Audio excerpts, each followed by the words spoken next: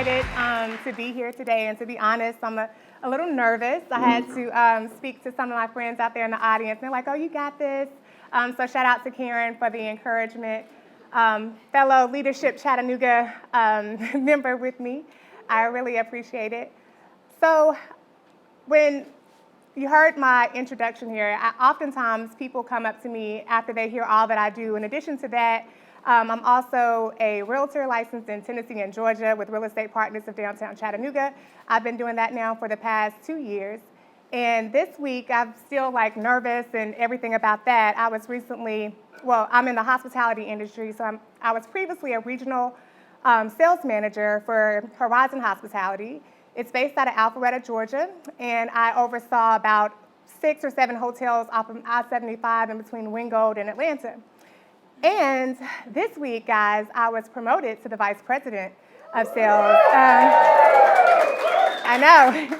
I'm super excited, but I'm also nervous because now I have to go from being task-oriented to vision, preparing and planning and all that stuff. So definitely keep me in your prayers, because as I'll get into it with this speech, I want to make sure that I don't just show up, but that I thrive and that I have a very quick record of success in this new role as well. So definitely keep me lifted.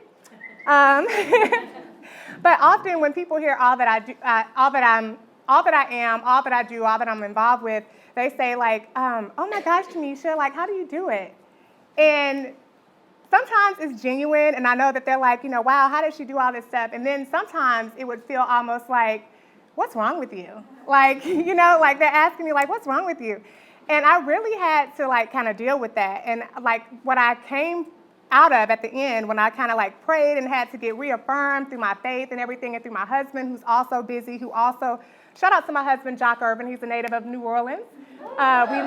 We met by way of Hurricane Katrina, and we'll be married now 12 years in August. So he brings a whole nother atmosphere in, because his culture and where he was raised is totally different from Chattanooga, and I'm a native of Chattanooga. So, but I came to the conclusion that God made me this way. So, you deal with it, I'm cool with it, and I keep it moving. It's kind of my new approach when people ask me that.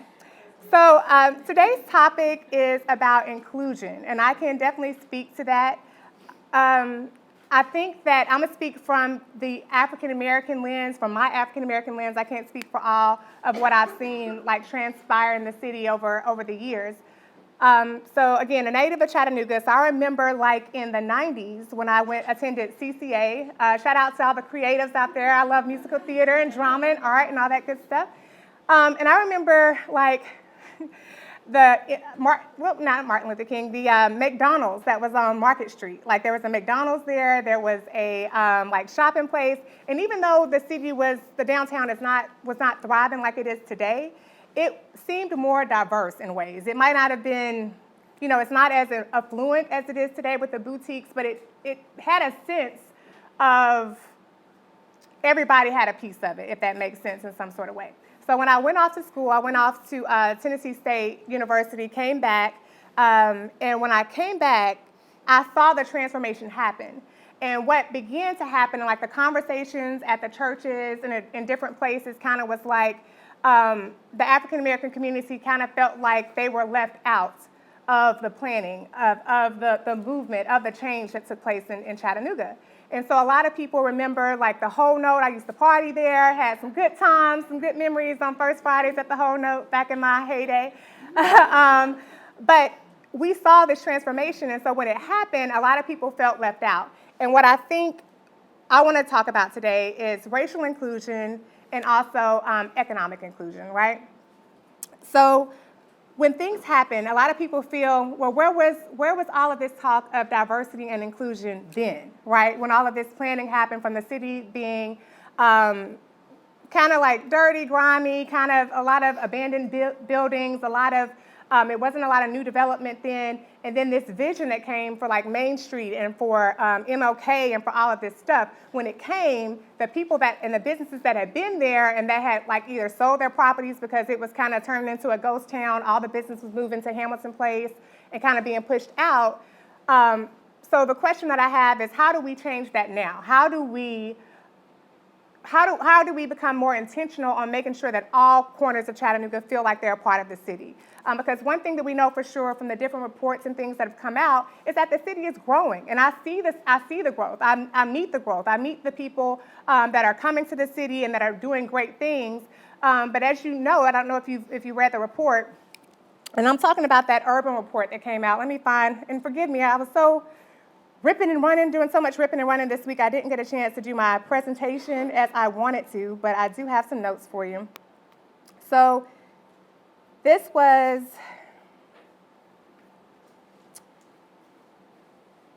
an article produced by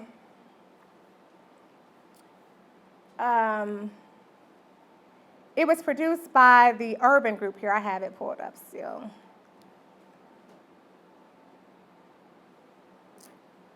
Bear with me 1 second. Okay, it was produced by the Urban Institute, correctly. I'm sorry, the Urban Institute, and they determined that Chattanooga ranked amongst the lowest of inclusive cities in the nation, pretty much. And it said that a lot of the growth that took place was growth amongst wealthy white Americans. And is that true? Yeah, it is. I mean, it is the truth, and there's nothing wrong with that. There's no need of feeling like guilt or like, well, oh, that's messed up. I mean, no, it is what it is. And I think that it got that way because we just weren't intentional of making sure that everyone was included in a part of the conversation. So how does that change? Case in point. So I'm currently serving on the board of the Ames Center, right? And how did I get that position? How did that even come to me, right? It came to me because someone was at the table, at the leadership table, and they said, hey, we need to be more intentional about making this board diverse. And then a friend of mine, Wayne Hinton, he formed this group, him and some other players got together and they formed Board Connector, which was intentional about reaching out and making sure that different people of color were placed and had an opportunity to be placed on different boards, because that is how you become more inclusive. That's how you intentionally do that. You have to just be intentional about it. It's not going to happen just on its own through osmosis or through whatever. You have to say, look, I mean, even in the audience we have today, it is diverse in different opinions, different backgrounds, different areas of expertise, but it is not as diverse as I would like to see it. It doesn't represent the Chattanooga that I know, and then but it's cool. It's cool. It's not a bad thing. It just shows that we have more work to do, and that's the part that I so much love about my native town of Chattanooga. Like my husband, for instance, he sees Chattanooga as being so slow, kind of country.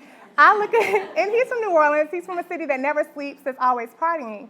But I look at Chattanooga, and I feel like it has so much potential. And the fact that it has this can-do attitude and that it wants to reach across, across different, economic lines and different relationship lines, that's the part that I like about it. So I would just like to challenge all of you to help out the other Teneshas and the other people in the city. People that you see that have the passion, that have the drive, that have the experience, that have the expertise. We just need an opportunity. We just need for someone to speak up and say, hey, because I'm in a level of leadership and of authority and of influence, I'm going to be intentional. And that's how we deal with the inclusive issue. You have to be intentional about looking at this resume from this girl named Tenesha, who graduated from Tennessee State University, which is a historically black university. It's not a UTK. It's not an Ivy League school. It's not a UT Chattanooga. And to say, I'm going to give her this opportunity. And I think that that's what we have to be intentional about. And that's going to help with economic mobility. That's going to allow more people to get, to rise up. And my thing with real estate, going into the economic part, I see firsthand there's not as many as there should be when you look at a city like Atlanta or New Orleans of a strong African American middle class. It just does not exist at that level in Chattanooga as it should. We do have a middle class and even an affluent class and upper middle class, but you still have a majority of people that are renters or that don't own any land or that are operating, on a minimum wage job. And it is what it is. And this is the flip side of that. And what I try to do through my radio show is I try to plant the seed, especially to a lot of the native Chattanoogans, is that change is good and that it's okay. Like, I feel like we should all be striving to go from one level to the next. And that we have to take advantage of every opportunity and not wait for the opportunity to come to us. And that's my story. So I, as a native of Chattanooga, grew up in the Avondale community, I saw the problems, and I didn't just say, oh, the man is to blame for my problems, like because of this and because of that, I'm not going to be able to live out I'm not going to be able to live to my fullest. My faith taught me otherwise. My faith taught me that I'm more than enough, that I can do all things. And through that, I was just, I believed it. I was sold out on the concept that I don't know how it's going to work, but I know if I put forth the effort, if I do what I need to do, it's going to all align, and it did. And so I want to challenge, my fellow African Americans, my fellow natives in Chattanooga to say, hey, yes, you want to be included, but you also have to step up and raise your hand and get uncomfortable. Come to these areas and include yourself. It's a two-part solution, I feel. I think one is intentional, and one is that you have to already feel included, and you just have to show up, and you just have to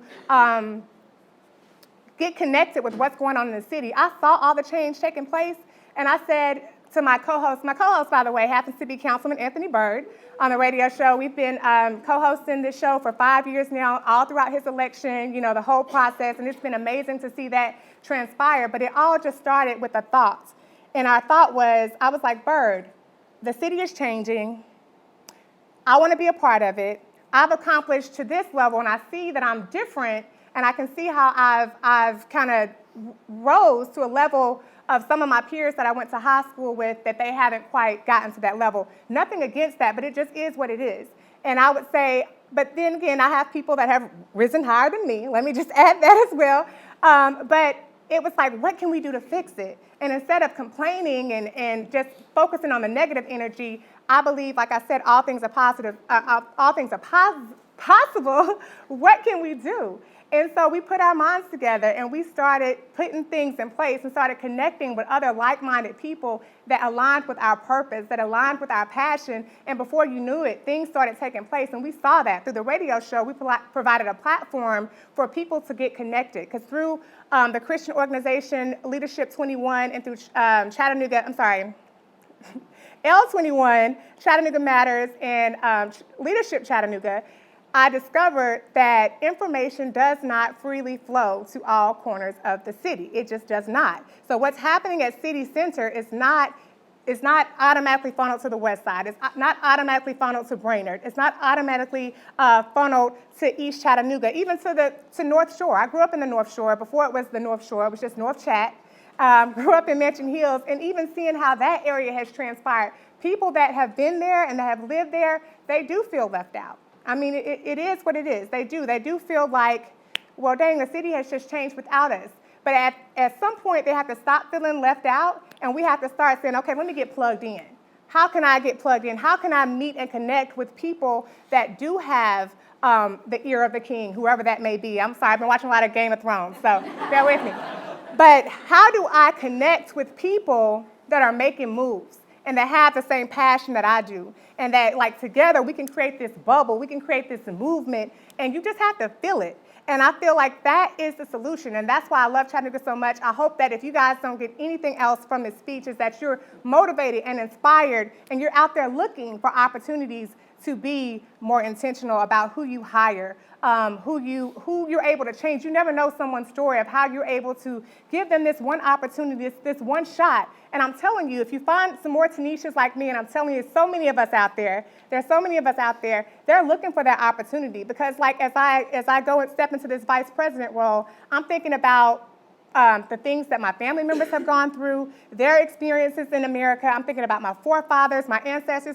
So I'm going to go hard for this job. Like, it's more than just a title. It's more than just a pay raise. It's more than just me. I'm not walking in as just representing Tenesha. I'm walking in representing my whole tribe. Like, this is something that is rare. Unfortunately, it's not something that's like, oh, you're a VP and you're a VP. Everybody's a VP around here. That's not how it is, And so I don't take that lightly, and I think the same will be true of other people when given the opportunity to be a part of your firm or to intern and learn the skills, like whatever the bridge is. If you can be that person to say, okay, this person has the potential, let us bring them in. Let us mentor and motivate and help them be more intentional so that they can be and perform at the highest level. I think that's what's needed. If you guys can do that, I promise what I'll do, what Anthony, what my tribe, what we will continue to do is to feed positivity into our community and to feed the information of how you can make it to the how they can connect the dots, how you can go from here and go from there. And I'm a firm believer that what one person can do, so can another. What God has blessed someone else to do, he can do the same for you. Like, I believe that all the way, like through and through. So I don't think that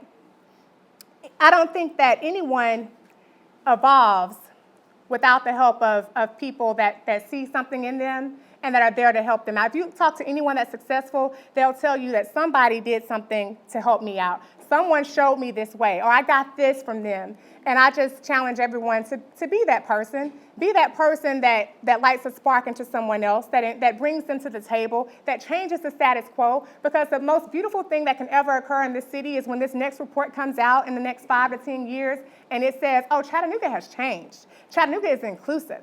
And what I did on my research, most of the top cities are on the West Coast. I mean, no brainer there, that are more inclusive than ours, are near to the West Coast. But guess what? Their demographic breakup, their racial breakdown is the same as ours. It's the same percentage of African Americans to Caucasians, but they just were, or to other nationalities. But the thing is, they just were intentional about bringing them in the process, about bringing that community piece. There's so many levels that have to be touched on. And here, in closing, here are some of those levels, or some of the different areas that we have to be intentional about. We have to have a shared vision. So we have to have buy-in from everyone that this is the goal. Like, we know, and we have to accept what it is, the past for what it is, and the reason why the situation is not as diverse. We have to accept that. But we have to adopt a new shared vision. We have to be bold.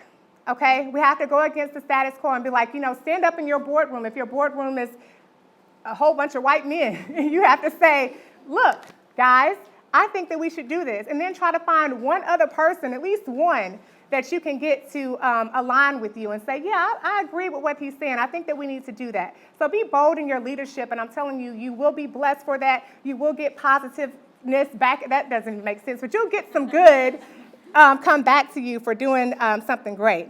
So that's to recruit partners from across sectors, build voice and power, right? So build a voice, create that campaign like you guys are doing so well with Creative Mornings. Create that campaign of how can we be more inclusive, and this is why we're so cool and so inclusive and why you should be a part of this. Because one thing I've learned in doing this media thing is that people want to be a part of something, and they want to be a part of something that offers them results. So definitely have that campaign that's going to get everyone excited and motivated. And then I think also something that could help Chattanooga, especially those that are in planning, is to think regionally. Look and see what other cities are doing that is working for them. Like, look and see what's happening in Birmingham, or what's happening in New Orleans, or what's happening in Atlanta, or even, just where you see that there is a thriving African-American community, or a community that is more inclusive when it comes to the African-American sector. Because, like I said before, whether you agree with it or not, people feel left behind. People feel overlooked. So what can we do to change that? And I feel like we can do a lot. And I feel like this city has so much potential. We're definitely moving in the right direction. And I think that when the new article comes out in 10 years from now or whenever, that you guys, names are listed there, your organizations, your companies are listed as being bold, having bold leadership, of being intentional about being diverse. Because why? Because it has a positive economic return. When we're more diverse, the bottom line is great. It's awesome. And it's been proven when you look at the numbers and you look at different cities that are thriving, when we all work together, when we all have a piece of the dream, when we're all collectively buying homes and having economic mobility in our careers, everybody wins. And it definitely helps with the community. It helps to bring us back closer together as well. My mind is everywhere. I'm trying to conclude for you guys. But in conclusion, I just appreciate you guys bringing me here. I hope that you guys took something that I said today and is going to apply it. I hope that you're ready to hire someone new.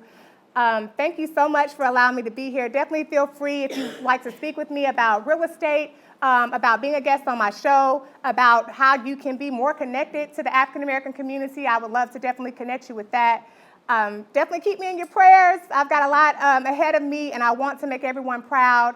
And I just want to thank everybody that ever played a part in my story in Chattanooga, for seeing my drive, for seeing my passion, for seeing my purpose, and saying, you know what, I'm going to give that girl a shot. I'm going to make sure that I meet her. I'm going to make sure I connect her with someone that can be a benefit to her, because it means the world to me. It has changed me completely, and that is why I love my city and I love our potential for growth and inclusion. Thank you so much for having me.